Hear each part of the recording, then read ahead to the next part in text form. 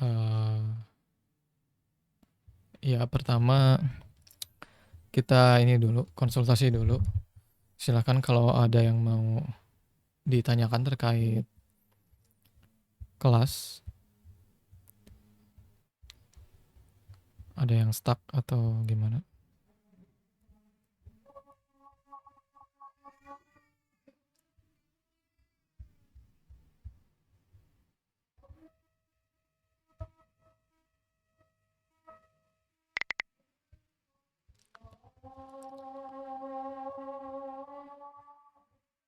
Kita pause dulu ya, di tempatku ada azan.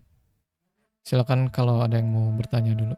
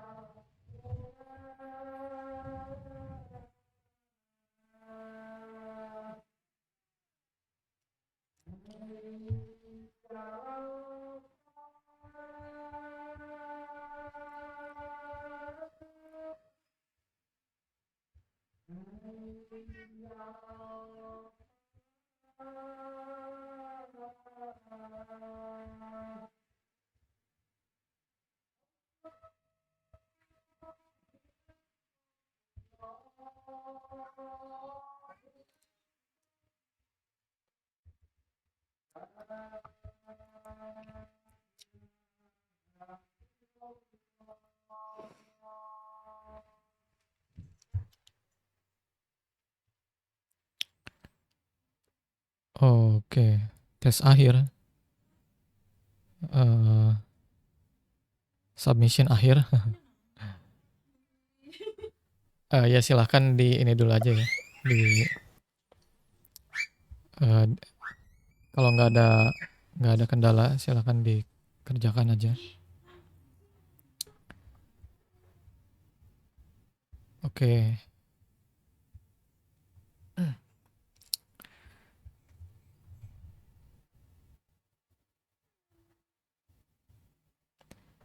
Oke, aku akan share screen.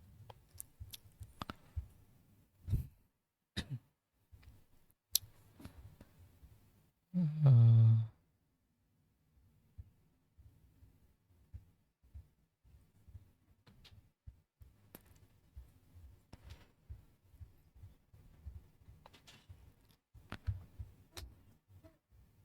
Oke,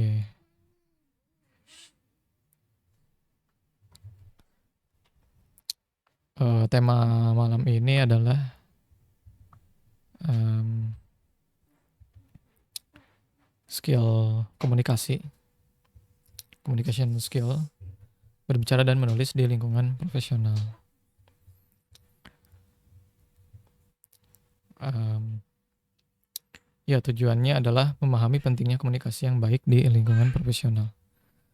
Terus, belajar berkomunikasi dengan jelas dan pede gitu ya. Terus, ya termasuk ya bicara sama menulis sih emang ininya, eee, ini utamanya ya, menulis dengan efektif dan profesional.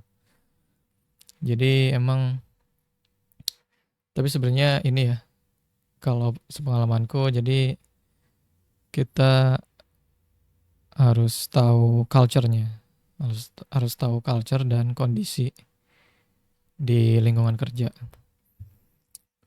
Mungkin kalau, yang udah kerja ada gambaran ya, tapi kalau yang belum kerja mungkin ya ada baiknya, belajar hal-hal seperti ini gitu. Jadi gimana caranya ngomong misalkan ke rekan kerja, ke atasan gitu ya. Mmm, ya kadang-kadang nggak, apa, ya seringnya kita harus lihat culture-nya gitu. Kayak contoh kecilnya itu misalkan, kita ke atasan itu nyebutnya apa gitu. Apakah kalau cowok ya, apakah Pak gitu ya, atau, cukup dengan Kak atau Mas gitu ya. Dan itu nggak apa-apa kalau misalkan, biasanya sih lihat orang-orang ya, lihat orang lain, mereka manggilnya itu apa. Kalau saya di, apa, pengalaman kerja ya di yang culture-nya pakai Pak pernah, pakai Mas pernah gitu ya, pakai nama juga pernah. Ngomong ke atasan tuh caranya gimana. Kalau misalkan orang-orang biasa nyebutnya Mas misalkan, ya nggak apa-apa, panggil aja Mas. Karena kalau nggak diikutin, khawatirnya kita beda sendiri gitu ya, dan rasanya beda gitu kalau beda sendiri itu. Jadi ada baiknya ikutin aja culture-nya, kebiasaannya gitu ya.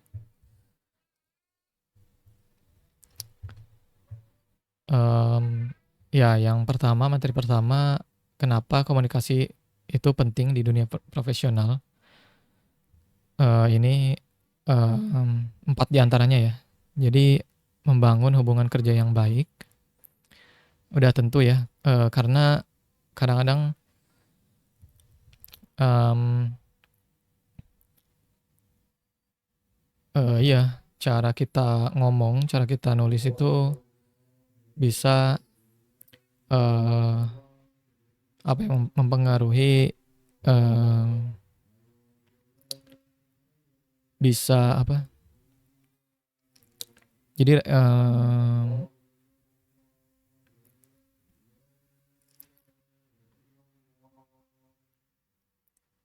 ya jadi, tentu, rasanya beda ya kalau misalkan kita ngomong pakai intonasi yang, misalkan, ya apa, penyampaiannya beda gitu ya, kesannya beda. Apalagi kalau misalkan komunikasinya lewat chat gitu ya. Jadi, mungkin orang bisa salah paham gitu. Makanya, komunikasi dengan cara yang baik itu, bisa berkomunikasi dengan cara yang baik itu adalah sesuatu yang penting. Agar, misalkan kita sesama teman kerja gitu ya, hubungannya baik gitu ya, sama atasan baik, sama bawahan baik. Terus meningkatkan efektivitas dan dalam tim dan kolaborasi. Ini hubungannya dengan, bagaimana cara kita menyampaikan, ide gitu ya, atau sesuatu, apakah jelas atau kurang jelas gitu ya. Itu bisa mempengaruhi efektivitas gitu ya. Kalau misalkan kita nggak bisa menyampaikan ide dengan baik, maka mungkin kerjaan kita selesainya lebih lama gitu. Kerjaan kita akan, lebih lambat selesainya. Contohnya itu. Terus, menyampaikan ide dengan jelas dan meyakinkan. Nah ini ya, jadi yaitu cara kita menyampaikan ide juga harus meyakinkan gitu ya. Itu salah satu, emang aku juga pernah ngalamin. Jadi kalau nyampein sesuatu ke orang lain, apalagi ke atasan itu, contohnya misalkan ya, jangan ragu-ragu gitu ya.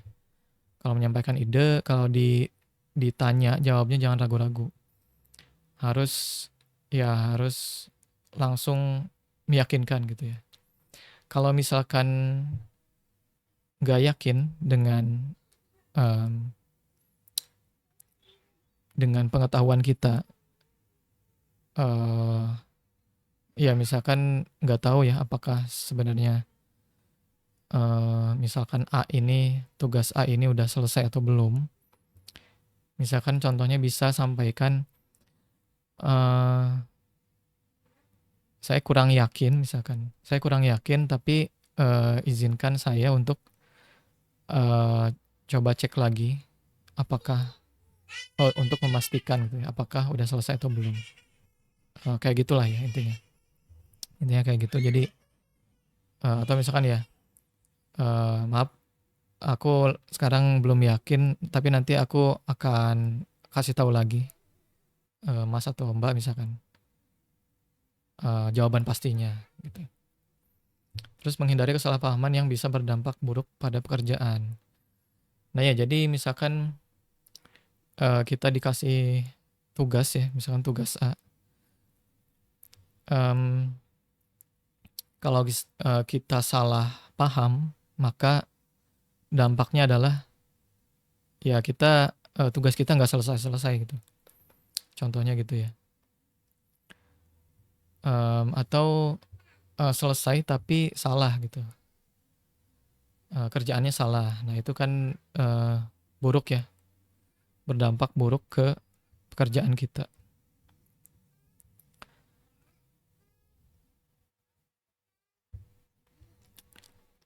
Nah terus komponen utama komunikasi profesional.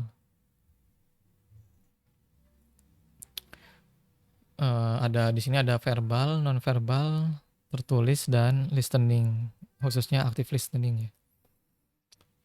Kalau verbal ya secara lisan, em, kalau non-verbal body language atau kayak misalkan ya misal intonasi suara tinggi atau rendah, kontak mata, kontak mata juga penting ya. Body language, misalkan kadang-kadang kepercayaan diri seseorang itu kan bisa dilihat dari bahasa tubuhnya ya. Misalkan kalau orang nggak yakin atau ya biasanya misalkan kalau orangnya ragu-ragu misalkan, itu bisa jadi kelihatan bahasa tubuhnya. Terus tertulis ya, tertulis itu ya kayak chat, nulis email gitu ya, atau bahkan di sini laporan. Pokoknya aktivitas menulis di profesional. Terus active listening. Active listening ini di sini mendengar, tapi bukan cuma mendengar, tapi juga memahami lawan bicara, menyimak lah ya. Jadi pastinya dengar itu kan jangan cuma dengar, tapi benar-benar menyimak dan memahami apa yang dimaksud oleh lawan bicara. Ini ada teknik berbicara yang efektif, metode 3C, clear, concise, sama confident. Clear itu maksudnya gunakan struktur yang runtut. Jadi ya nyambung sih ya ini ya, dengan concise, jadi nggak bertele-tele, terstruktur. Misalkan contoh sederhananya di email. Jadi ini berbicara ya. Jadi contohnya struktur yang runtut. Jadi ya mungkin misalkan salam dulu ya, terus terus ngomong ada yang ingin aku sampaikan, terus atau aku tanyakan misalkan, terus langsung ke pertanyaan, udah gitu dijawab, udah gitu terima kasih, kan biasanya gitu ya strukturnya.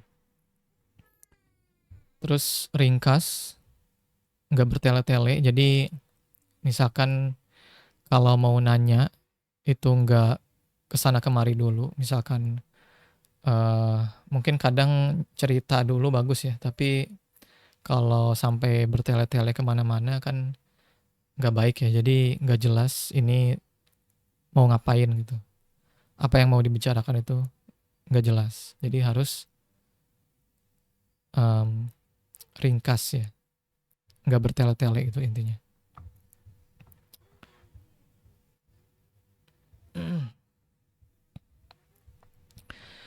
Terus confident.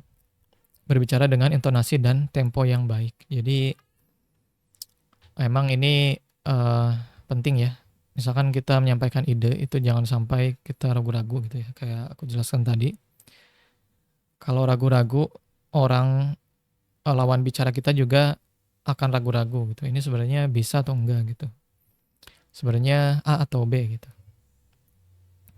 Kenapa ragu-ragu gitu. Atau apalagi misalkan ngomong sama klien gitu. Ditanya bisa atau enggak gitu ya. Jawabannya bisa tapi ragu-ragu gitu. Intonasinya ragu-ragu. Itu tentunya jelek ya. Jadi kliennya juga bisa ragu-ragu. Terus ini terkait menulis, biasanya ini email sih. Yang ini ya, kalau chat mungkin lebih bebas ya.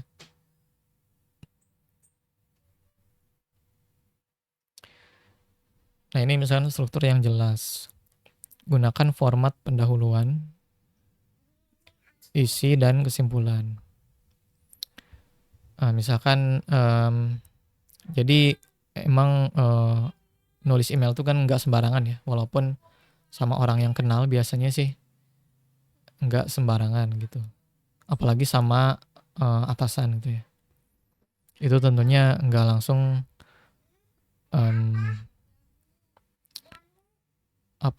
subjek nggak ada gitu kan, terus langsung isi bla bla bla gitu ya, terus udah aja. Nggak gitu ya. Jadi kalau email tuh biasanya ada struktur yang jelas. Bahkan kalau misalkan ngirim attachment doang gitu ya, ngirim file doang, itu biasanya ada basa-basinya dulu. Ya istilahnya basa-basi ya, anggap aja gitu ya. Karena kan bisa aja emang langsung kasih aja gitu. Tapi sebaiknya pakai ini dulu, pakai struktur ini dulu, pendahuluan. Pendahuluan, isi, sama penutup sih sebenarnya. Ya kayak gitu ya. Misalkan awalnya salam dulu ya. Salam dulu, terus isinya apa, terus biasanya penutupnya apa ya. Misalkan terima kasih gitu. Atau best regards gitu ya. Gunakan bahasa yang sopan dan profesional. Ini di email ya. Kalau di chat ya kasual lah ya, informal gitu bisa. Gunakan subjek email yang jelas dan ringkas. Nah ini subjek itu harus, menurutku sih harus ada sih. Dikira-kira aja ya, nggak perlu perfect banget subjeknya, dikira-kira aja itu kesimpulannya isi emailnya apa gitu. Nah ini struktur idealnya, subjeknya jelas dan to the point. Misalkan perihal apa gitu ya, follow up tugas A misalkan ya, ya follow up terkait apa gitu. Terus ada salam pembuka, biasanya dear atau halo atau pagi, siang, sore gitulah. Mungkin pakai namanya. Misalkan halo Mas apa gitu ya, halo Pak, halo Bu apa gitu ya. Atau ini sih misalkan dear atau misalkan ya selamat pagi atau gimana ya. Pokoknya ada salam pembuka. Terus ada isinya. Langsung ke poin utama. Terus nah ya ini juga penting ya. Jadi usahakan juga gampang kebaca. Jadi satu paragraf itu jangan terlalu panjang. Misalkan kira-kira 2-4 gitu ya. Satu paragraf 2-4 baris. Terus jika ada lampiran beri keterangan. Nah ini. Jadi kalau ngirim lampiran jangan ngirim lampiran aja gitu ya.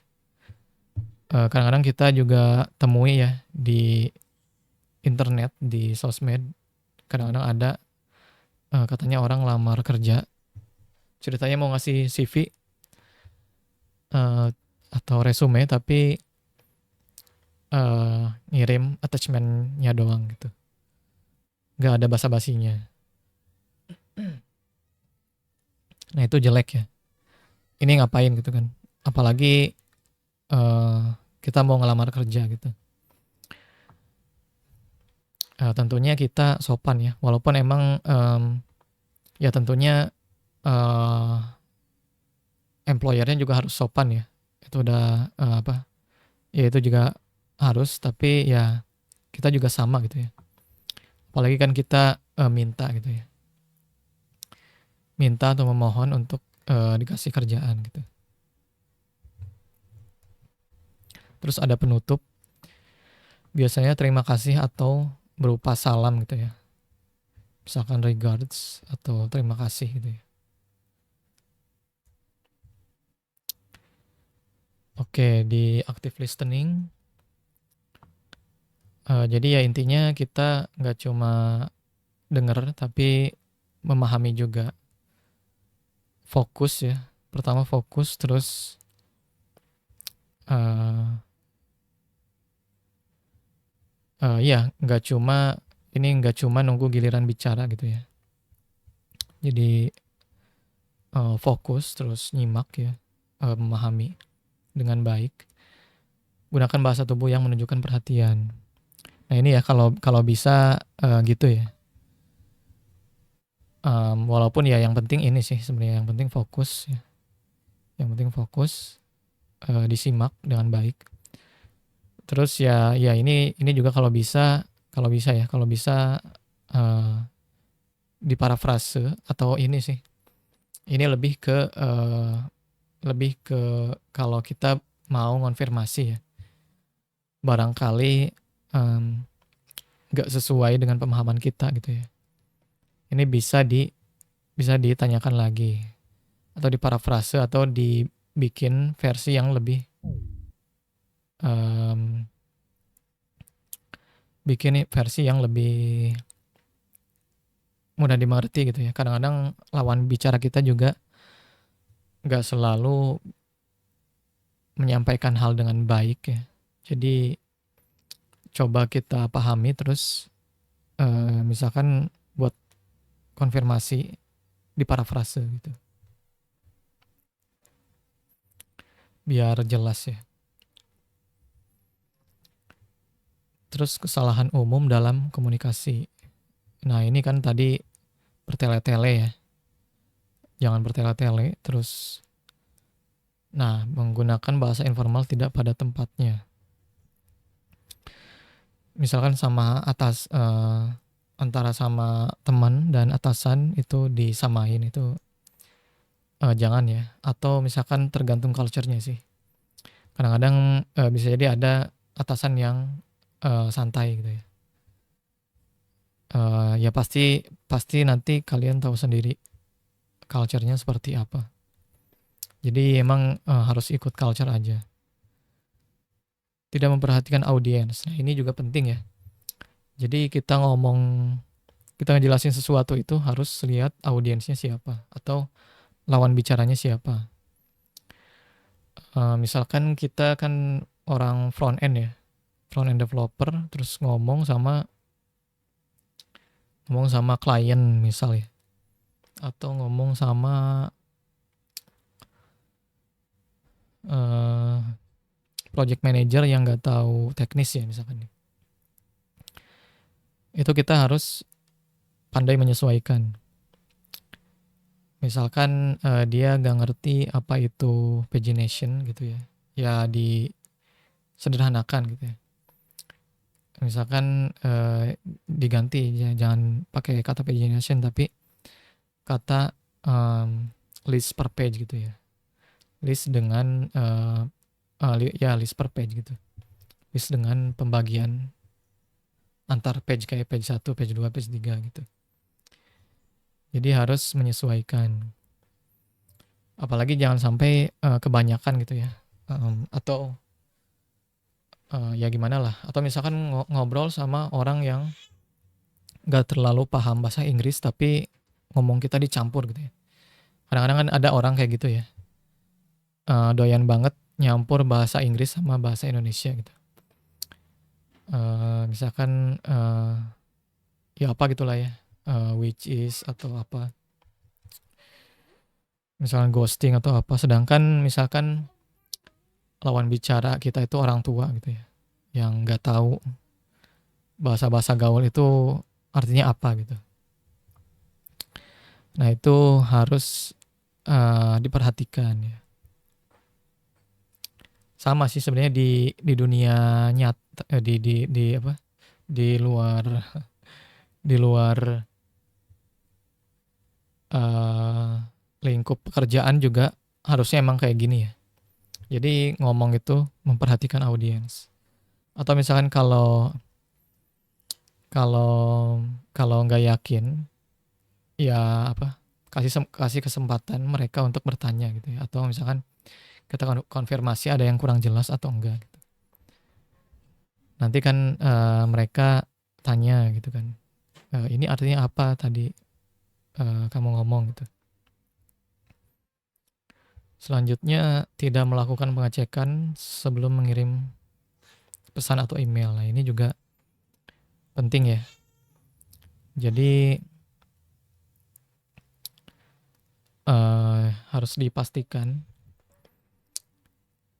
pesan yang kita kirim itu, biasanya aku email sih kalau ngirim email.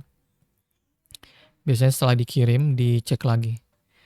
Misalkan apakah, eee, misalkan kita ngirim email pakai attachment terus, kita bagusnya cek lagi gitu, apakah attachment-nya ada atau enggak.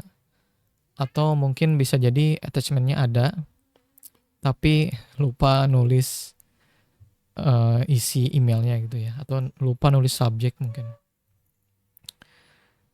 Mungkin ya bisa dipertimbangkan untuk kirim ulang gitu.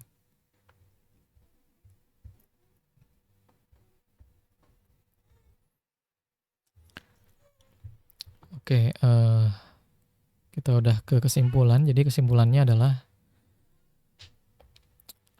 mmm,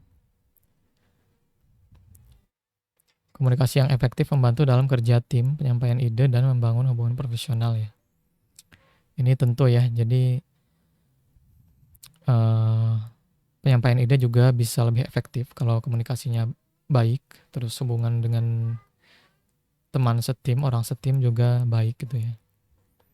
Di lingkungan kerja juga, mmm, suasananya jadi, suasananya enak ya, jadi saling enak. Terus kalau berbicara harus jelas, ringkas, dan pede gitu ya.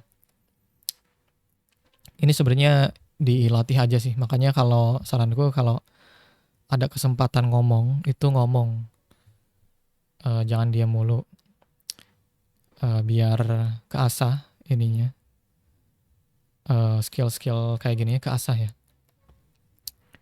Terus menulis ya, ya sama semuanya ya, jadi diasah dan jangan takut ya. Apalagi kalau misalkan, kita berniat untuk, terus apa, terus mengembangkan diri ya, mmm, terus apa namanya, terus menggarap self self development gitu ya. Ya kita harus, belajar termasuk hal-hal seperti ini gitu ya. Ini namanya kan soft skill ya. Terus kalau mendengarkan itu fokus, terus aktif ya. Aktif dalam artian salah satunya memahami maksud lawan bicara. Jadi nggak cuma dengerin doang gitu ya. Jadi, walaupun ya intinya sih sebenarnya dipahami aja ya, dipahami. Oke, materi malam ini cukup. Silakan kalau ada yang mau bertanya.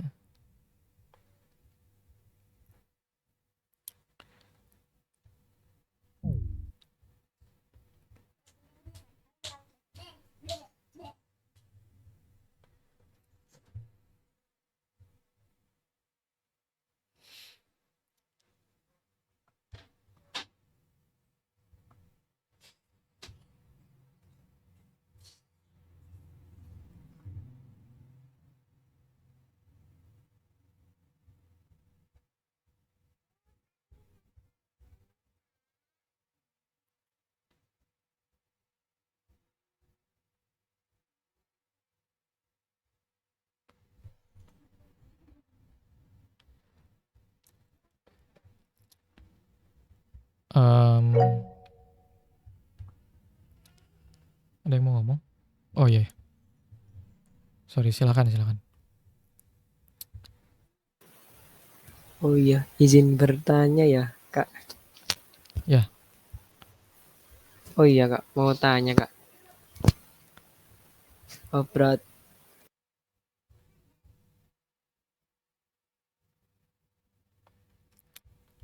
halo. oh iya, maaf, Kak, maaf, Kak, maaf, Kak. Ya, silakan. Oh iya, Kak, mau tanya berarti kalau kita mau jadi programmer berarti tetap harus komunikasinya ya, Kak, bukan cuma di hard skill aja ya, Kak. Iya, betul. Betul. Ya, jadi soft skill juga penting ya. Misalkan ya kayak tadi, berbicara, menulis ya, mendengarkan gitu ya. Atau kayak soft skill lain misalkan em, mentoring, kepemimpinan gitu ya, manajemen, itu penting juga gitu. Jadi kita, aku sarankan, kita sebagai orang teknis, developer itu harus jago juga di hal-hal yang kayak gini gitu. Kadang-kadang kan, programmer itu gitu ya, jadi, nggak banyak omong, sebenarnya bagus ya, maksudnya dalam artian yang penting kan kerjaan, beres ya. Tapi ada kalanya soft skill itu penting gitu, apalagi, kalau misalkan kita tipe orang yang, mmm,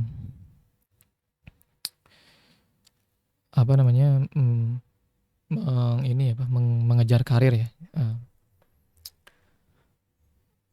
mmm, ya mengejar karir lah ya, eee, karena pasti kalau misalkan makin ke atas itu biasanya, soft skill-nya makin penting gitu. Jadi nggak cuma hard skill-nya atau bahkan di satu titik hard skill kita nggak dibutuhkan lagi gitu.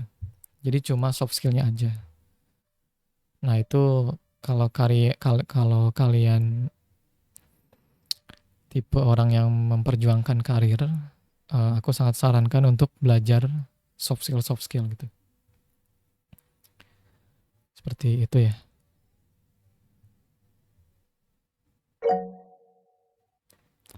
Ya silakan, Mas.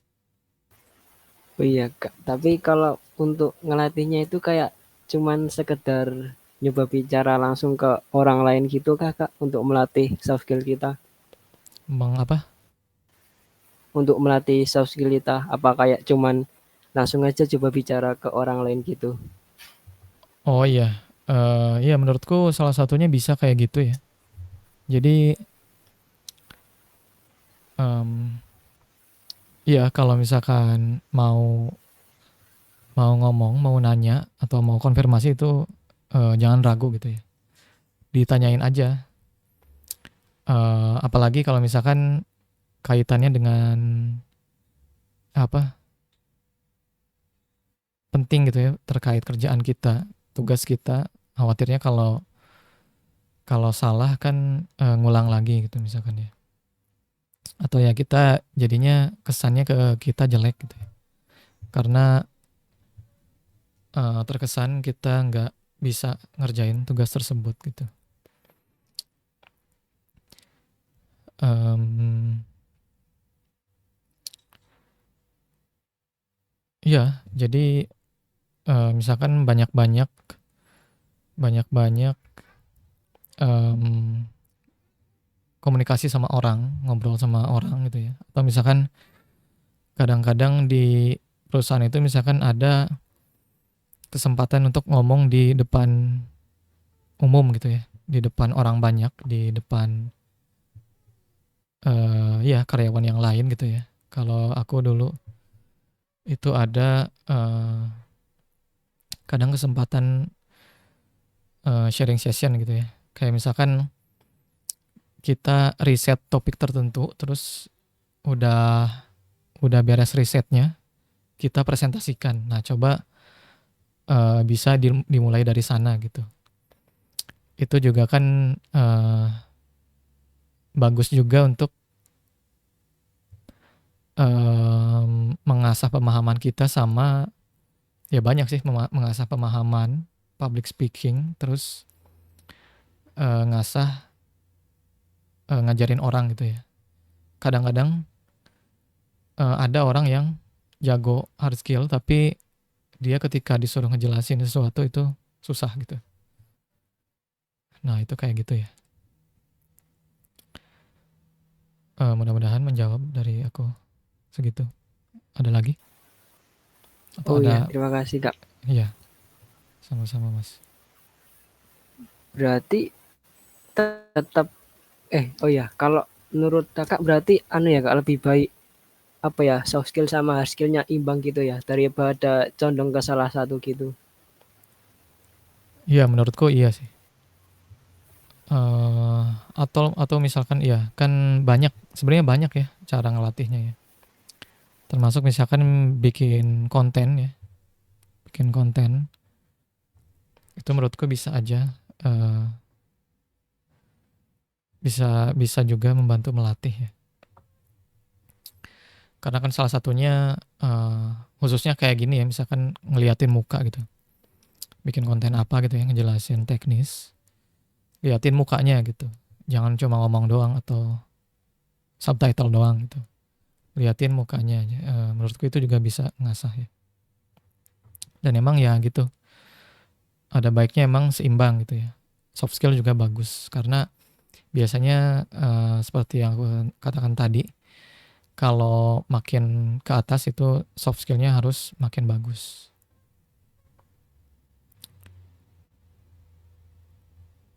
Ya mudah-mudahan menjawab ya. Atau ada yang mau di follow up atau ada yang mau bertanya lagi, silakan. Oh iya, tadi udah menjawab banget sih Kak. Terima kasih Kak. Ya sama-sama Mas.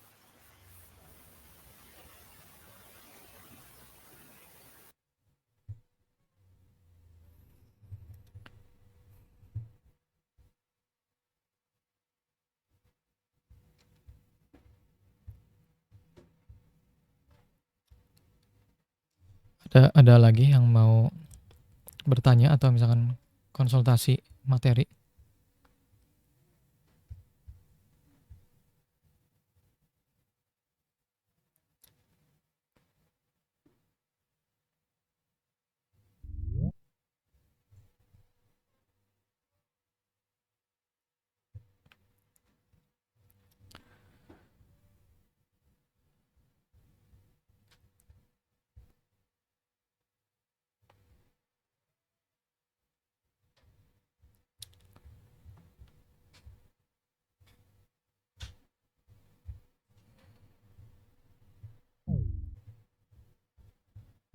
Oke, sepertinya nggak ada lagi ya. Ada yang baru datang, Mbak Alif. Kayaknya ini ya, ketinggalan. Tapi kita mau udah selesai. Silakan nanti mungkin bagi yang telat juga tadi, silakan untuk hadir 19.30 WIB ya. Next time-nya atau minggu depannya. Terima kasih kepada yang sudah hadir, teman-teman semuanya. Mudah-mudahan lancar progres kelasnya ya. Jangan lupa tiap hari dicicil. Kalau berat atau sebenarnya kalau ikut mentoring ini secara teknis bisa masuk daily login sih. Karena belajar juga ya kita sekitar setengah jaman juga.